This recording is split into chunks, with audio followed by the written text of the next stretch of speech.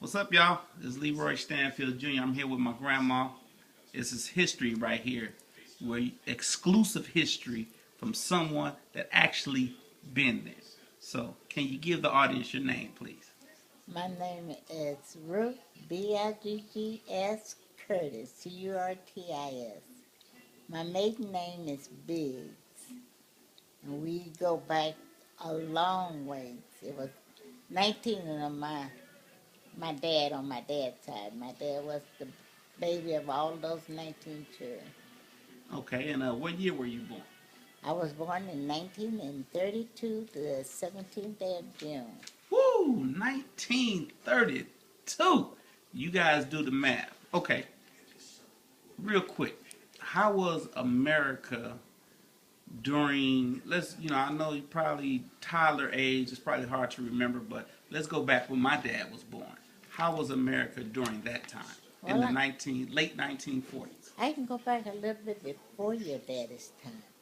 I can go back when we lived in Arkansas. Probably our last year living in Arkansas. My auntie that lives there in Arkansas, she had a hog. She raised hogs, and we went and helped my brother get some garbage for the hogs. And my brother saw a pear tree. He read up on the pear tree and pulled some pears off of it, and we looked around. Here was this officer come up there saying we were stealing. And my brother said, no, no, please, I'll put them back, I'll put them back. And so my brother threw the apples down on the ground and went on. We didn't eat the pears. So, and we left Arkansas in 1943 and we moved to Montana, Hardin, Montana. It was it was racist, but it wasn't too bad for my brother and my sister and I. And we growed up fairly well. We went to school there, and then we was the only black, whole black kid, just was to say, there, although we mixed with Caucasian, Native Americans, and black. But it was another family that lived there also, and they grandfather was married to a Caucasian, Mm. and him and my dad was very good friends. And one black guy in Montana got burned up. Why he got burned up, we don't know. But anyway, it was prejudice there, like anywhere else. But when I went there, I, every book I could see that had a black picture on it, I bought the book. And Richard Wright and all of those authors that was writing stories about slavery and so forth, I would buy those books and read them. Because right now, I live in Montana, and all of my books is on cooking and history and religions. There it is. Okay, let's speak on let's move to the 1950s. High profile cases such as the Emmett Till case. There was Medgar Evers. This is before we got into the 60s. Talk about the 50s and how did that time affect you? Well, that time, it affected me because it was still racist. And it was practically racist everywhere you went. Negroes, blacks, or whatever you want to call them, still was profiled.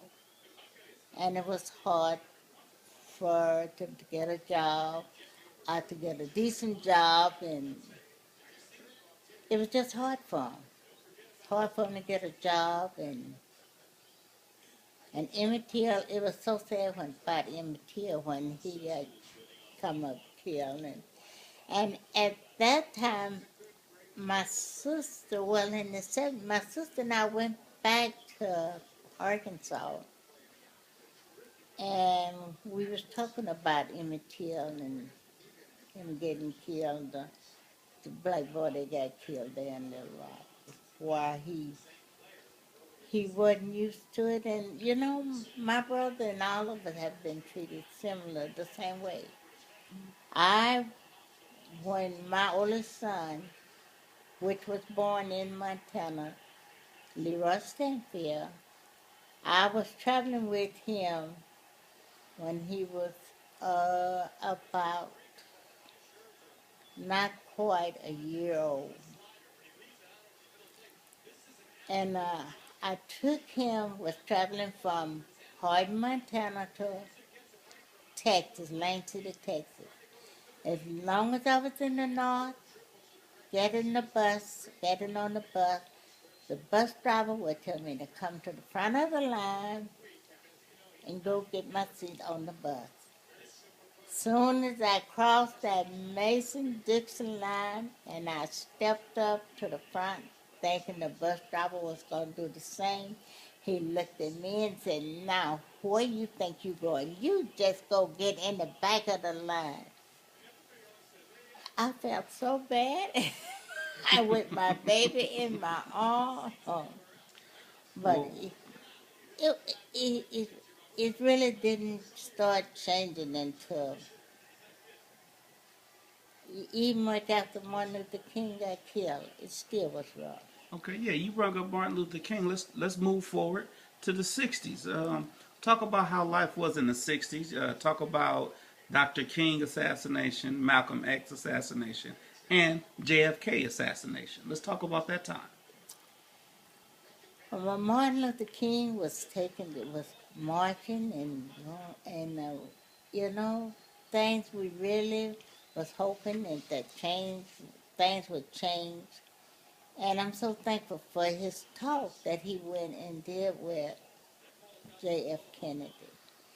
And J.F. Kennedy really started. He accepted and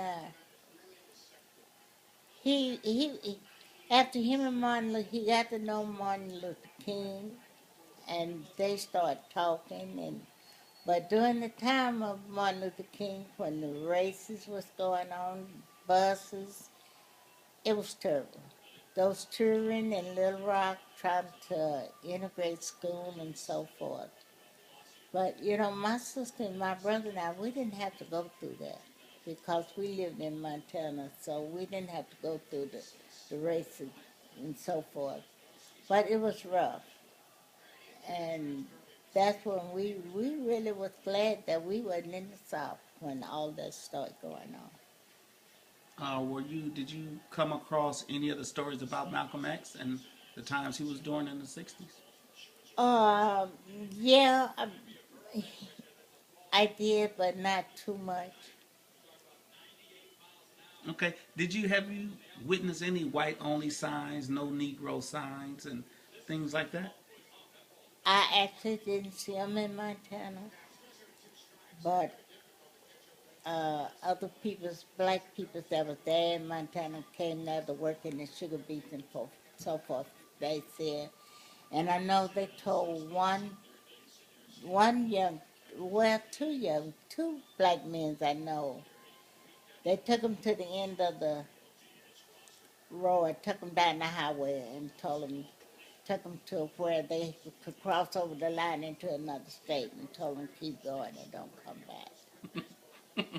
Okay, let's move into the '70s. Now, I was born in the '70s, so how as time progressed, how has life progressed for you?